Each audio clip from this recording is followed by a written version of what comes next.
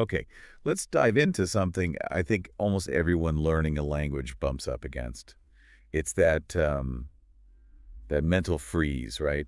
You're in a conversation, someone asks you something, maybe something simple, and nothing. Yeah. Just this huge internal block. You know that feeling? Oh, absolutely. It's the worst. It's like this sudden panic where your brain just defaults, It starts running the program in your native language instead. Exactly. And that seems to be the core issue we kept seeing when we looked into this. You're basically running two programs at once. You think the thought in your own language, you start translating it word by word, structure by structure, and then you try to say it in English. And that whole translation step, it's the absolute killer of fluency, honestly. It creates this thing people call translation lag. I saw one source use a great analogy for it. It described the process as being so slow, so kind of painstaking, that by the time you've mentally built what you think is the perfect English sentence, the conversation's moved on, Yeah, the moment's just gone. You missed your chance to jump in. and you just stand there Yeah. feeling, well, stuck. It really is the single biggest thing holding learners back, stopping them from getting from, just okay English to really natural, effortless fluency. But that's the mission for this deep dive, right? We want to help you clear that hurdle. Yeah, exactly. We're going to unpack uh, three really powerful practical methods, things you can actually do to cut out that translation lag completely and train yourself to think directly in English. Skipping the middleman, basically. But before we jump into the how, the actual steps, I think it's Mm. really important we spend a bit more time on the why. Right.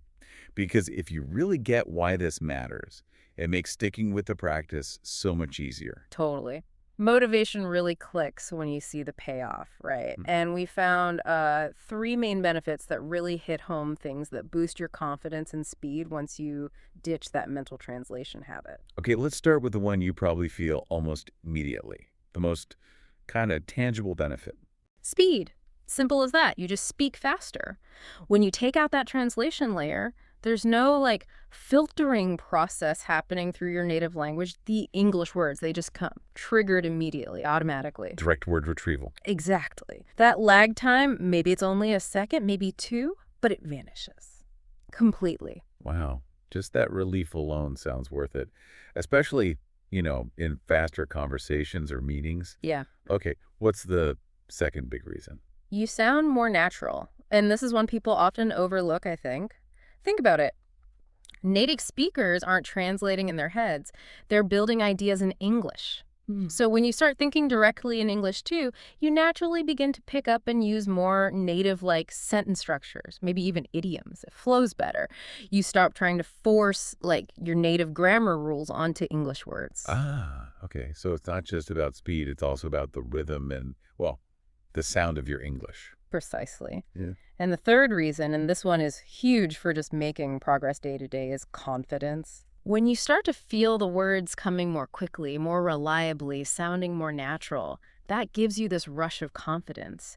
And that massively reduces the fear of speaking. You kind of stop worrying so much about mistakes because you start trusting yourself to find the right words when you need them. Okay, I'm definitely sold. Stop translating, start thinking in English. Got it. But before we get to the three steps for how to do that, we really need to tackle this major mistake, a kind of self-sabotage thing that trips so many people up right at the start. Yeah, this is a classic one, and it feels counterintuitive, especially if you're, ambitious about So, learning. so what are people doing wrong? Well, they try to jump straight into thinking in English using really advanced vocabulary, difficult words, long, complex sentences. Yeah. They want their inner thoughts to sound, I don't know, sophisticated or academic. And why is that such a trap? Because the whole point of this training is building speed and automaticity, like making it effortless. If you demand complex words from your brain, words you maybe only use now and then, you're going to get stuck.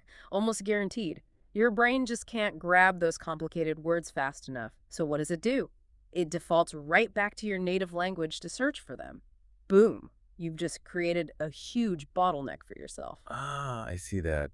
But I guess I'd worry that if I only focus on really simple English, I'm somehow missing out on learning better vocabulary. Feels a bit like going backwards.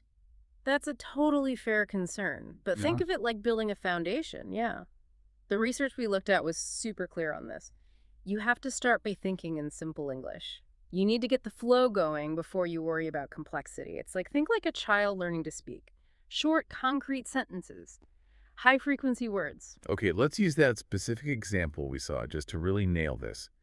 So instead of trying to force yourself to think something complicated like, I need to purchase some groceries from the supermarket. Right. Instead, you just think, I need to buy food. Or maybe even simpler, I am hungry. Wow, that's simple. That simple. Simple thoughts, simple words. That really is the secret to getting that initial automatic thinking going. If you give yourself permission to be simple, you keep the thought stream moving in English, trying to be perfect, that kills the thinking. Simplicity creates it. That makes a lot of sense. We're training a habit, not writing an essay for school. Hmm. Okay, let's get into it then. The step-by-step brain training method. These are the 3 concrete things you need to start doing. Yeah, and these are simple daily habits. They work together, building up over time. Okay, step 1 sounds so easy, so kind of non-threatening. You could literally start doing it right now while listening. It is. It's called Describe What You See. Super simple. The action is just look around you, wherever you are, and just name 5 things you see. In English. No translation. So if I'm at my desk right now, Yeah. I'd just think, monitor, keyboard, coffee mugs, notebook, phone. That's really it. That's the start. That's you starting to think in English. See? Easy, concrete. And you should try doing this everywhere. On the bus, waiting in line for coffee, just sitting on the sofa. You're forcing your brain to make that direct link. Object English word. Bypassing your native language completely. Okay. And once naming 5 simple things feels totally automatic, how do you progress? So the material suggested that after about a week or so, you make it just a tiny bit harder. Still keep it concrete, but add simple details like colors or basic adjectives. So instead of just cup, now you think a blue cup. Instead of table, maybe a big table. Got it. Slowly building complexity, but always keeping it fast and simple, not aiming for perfection. Exactly. Speed and simplicity first. Okay, that's step 1. Look and label. Simple enough. Yep, totally doable. On to step 2. This one sounds like it needs a bit more bravery, maybe, but the rewards sound huge. This is talk to yourself. And yeah, this is the really crucial one for turning English into a daily habit. But you're right, you might feel, well, a bit silly when you first start. Okay, so the action here is actually describing what you're doing, physically doing, out loud, but in simple English. Yeah. So like if I'm making breakfast, I'd actually say out loud, I am making breakfast. I am cooking eggs. I am drinking coffee. Like that. Exactly like that. You're basically narrating your own life in real time using simple sentences. And this works incredibly fast because saying the words out loud, it forces your brain to shift English from being just this like intellectual thing you study into a physical, automatic skill, a motor skill almost. It becomes a habit, not just homework. Precisely. But okay, I can already feel the main hurdle here, Mm-hmm. just feeling self-conscious. What if someone hears me muttering, I am washing the dishes? Feels kind of weird. Oh, for sure. You got to acknowledge that feeling of, silliness. But try to remember this is super focused brain exercise. Like, you don't feel stupid doing squats at the gym, right? This is just mental resistance training. Good analogy. And we suggest starting really small. Just 2 minutes a day. While you're doing something mindless anyway, brushing your teeth, making tea, walking the dog, something where your brain is free. 2 minutes. Okay, anyone can find 2 minutes. Yeah. And the promise here is pretty rapid change. Yeah. The research we looked at showed that doing this for just 2 minutes every day for a week, then maybe bumping it up to 5 minutes after that, starts making a real difference quickly. After just 2 weeks of consistent practice, you should really start to notice that thinking in English feels more natural, less forced. Wow, okay, 2 weeks is a powerful timeline. Right now for step 3.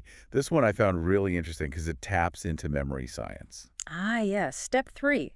Think before sleeping. Huh? This is kind of the secret learning weapon, and it's meant to be relaxing, not stressful at all. The action is simple. When you're in bed, about to sleep, close your eyes and just mentally review your day in simple English for about 5 minutes. So I just mentally summarize things like, I woke up late today, I had a meeting, I ate pasta for dinner, it was good. Just really simple summary sentences. Exactly that. Simple, factual recall. And this step is so powerful because right before sleep, your brain is in this relaxed state that's actually primed for learning and, crucially, memory consolidation. You're basically hijacking that optimal memory window to help lock in the English you practice during the day. But hang on, if I'm tired at the end of the day, isn't there a risk? This just feels like more homework. Like it could cause burnout instead of helping. That's a really good point, and that's exactly why we have to keep stressing simplicity. Stick to simple words. And here's the crucial part. If you get stuck, if you hit a wall and absolutely cannot remember a specific English word, you do not switch back to your native language to find it. No escaping. Okay, so what's the fallback? Let's say I'm reviewing my day and I remember I went to the dentist, but the word dentist just isn't coming. What do I do? You immediately use a simple description instead. So dentist becomes the teeth doctor. Or maybe you can't remember refrigerator. It becomes the cold box for food. I love that. The goal is always to keep the English thought stream flowing, no matter what. You're training your brain to find solutions within English, not to just give up and switch back. That feels absolutely key. Using those little descriptive phrases keeps the momentum going, and it reinforces that fluency. Just keeping going is more important right now than perfect technical accuracy. Exactly. Okay, so those are the 3 steps. But let's quickly hit on 3 common roadblocks we know you're probably going to run into when you try to put this into practice. Right. The first one we kind of touched on. I forget important English words while I'm trying to think. Maybe during that step 3 before sleep, my brain just freezes up again. Yeah, total door normal. Remember the workaround. Simple descriptive phrases, the cold box for food technique. Write it down later if you really want to remember the word, but in the moment. The goal is flow. It doesn't matter if your thought sounds a bit clumsy or childlike. What matters is you kept thinking in English. Okay. Problem number 2. I start doing step 2, talking to myself out loud, and I just feel incredibly awkward. My inner critic is just yelling at me that I sound ridiculous. Okay, you need to reframe that feeling, that awkwardness. That's the feeling of your brain building a new pathway, a new habit. It feels weird because it is new. Treat it just like physical exercise. You're building mental muscle. Give yourself permission to sound silly for those 2 or 5 minutes, because the long-term payoff fluency is huge. Nobody's listening anyway. Fair enough. And the final big one. I feel like I am thinking in English, but I'm pretty sure I'm making loads of mistakes, especially grammar mistakes. Should I be stopping and correcting myself in my head? Oh, definitely not. Please don't stop. The focus right now has to be on output and flow first. Correction comes much later. Mistakes aren't failures. They're literally proof that you're learning, that you're trying things out. If you stop the flow every time you think you use the wrong preposition, you just reinforce that hesitation, that lag. Worrying about perfection will absolutely kill your momentum at this stage. Focus on just getting the thoughts out in English fluency first. Accuracy will improve naturally over time as you keep practicing and listening. Okay, fantastic advice. So we have the method, the 3 steps. Now let's make it super concrete. Can we map out a specific weekly plan, like a roadmap for someone starting this? Yep, let's do it. And this is designed to be a really low-stress way to ease into it. Monday. Start really small. Just step 1. Describe 5 things you see a few times during the day. Just get comfortable with that direct object-to-word connection. Tuesday, keep doing step 1 consistently. And now add step 2. Just 2 minutes of talking to yourself out loud. Narrate something simple, like getting dressed or making coffee. Wednesday, consistency day. Keep doing steps 1 and 2. This is often where habits start to slip, right? So you got to treat it as non-negotiable. 2 minutes isn't much. Exactly. Thursday, time to integrate the final piece. Keep up with steps 1 and 2, and now add step 3. Those 5 minutes of simple English review just before you fall asleep. And then Friday, Saturday, Sunday. You keep doing all 3 steps every single day. Look, this really has to be a daily thing, non-negotiable, because habits, especially brain habits like this, are built on that unbroken consistency. And we really have to underline the patience aspect here. This is retraining your brain. The research is clear. This isn't going to give you perfect fluency overnight. How long should someone commit before they can realistically expect to feel a difference? Give it 2 solid weeks of doing this every day. After about 2 weeks, you will notice a substantial difference. You'll find English words start popping into your head faster, more easily. That heavy feeling of translating first will start to fade. And for that feeling of it becoming truly automatic, like normal. After about a full month of this daily routine, thinking in English should genuinely start to feel normal. Easy even, automatic. That initial weirdness or silliness, it'll be gone. But you absolutely have to stick with it daily, no breaks, especially in that first month. Okay, so there you have it. 3 really powerful, but actually quite simple steps. Describe what you see, talk to yourself, and think before sleeping. This whole method, grounded in simplicity, daily consistency, and maybe a little bit of playful talking to yourself. It sounds like it can fundamentally change your relationship with English. It really can. We genuinely believe this is the path to getting that natural English thinking going and seeing some really fast improvements because of it. So here's your challenge for tonight. Don't put it off until tomorrow morning. Tonight, just before you drift off to sleep, actually try step 3.